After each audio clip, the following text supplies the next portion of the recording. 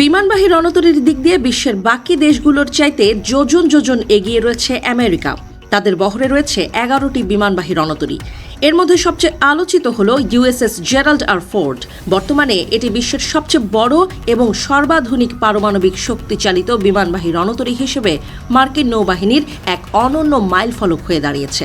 দানবীয় আকারের এই বিমানবাহী রণতরীটিকে মার্কিন বাহিনীর হৃৎপিণ্ড হিসেবে বিবেচনা করা হয়, কারণ এই এক রণতরীর মাধ্যমেই যে কোনো দেশকে নাস্তানাবুদ করার ক্ষমতা রাখে ওয়াশিংটন।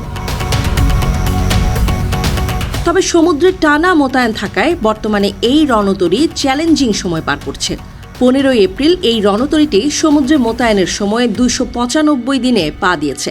প্রায় 4500 নাবিক নিয়ে ভার্জিনিয়া থেকে যাত্রা শুরু করে মধ্যপ্রাচ্যে মোতায়েন রয়েছে এটি। এই জাহাজটি বর্তমানে প্রেসিডেন্ট ডোনাল্ড ট্রাম্পের বৈশ্বিক কৌশলের অংশ হিসেবে ইরানকে পারমাণবিক চুক্তিতে বাধ্য করার লক্ষ্যে মধ্যপ্রাচ্যে মোতায়েন করা হয়েছে।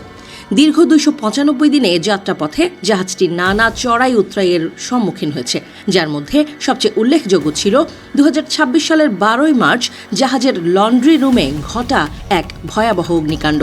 যদিও কয়েক ঘন্টা স্থায়ী সেই আগুনে বড় কোনো প্রাণহানি ঘটেনি, তবে এই জাহাজটির কার্যক্ষমতা নিয়ে সাময়িক উদ্বেগের সৃষ্টি করেছিল।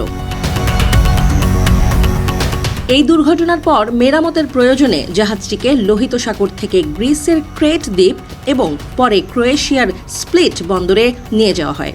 এই দীর্ঘ মোতায়েনকে ঐতিহাসিক প্রেক্ষাপটে তুলনা করলে দেখা যায় এটি ভিয়েতনাম যুদ্ধের সময়ের ইউএসএস মিডওয়ে কিংবা অতি সম্প্রতি দীর্ঘ মোতায়েন করা ইউএসএস আব্রাহাম লিঙ্কন ও ইউএসএস নিমিটজের রেকর্ডের কাছাকাছি পৌঁছে গেছে।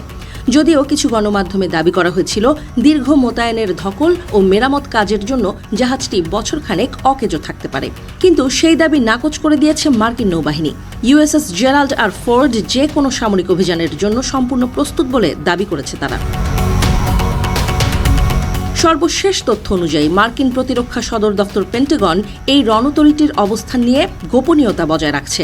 তবে এটি বর্তমানে ভূমধ্যসাগর পাড়ি দিয়ে সেন্টকম অঞ্চলের দিকে অগ্রসর হচ্ছে বলে দাবি করেছে বিভিন্ন গণমাধ্যম।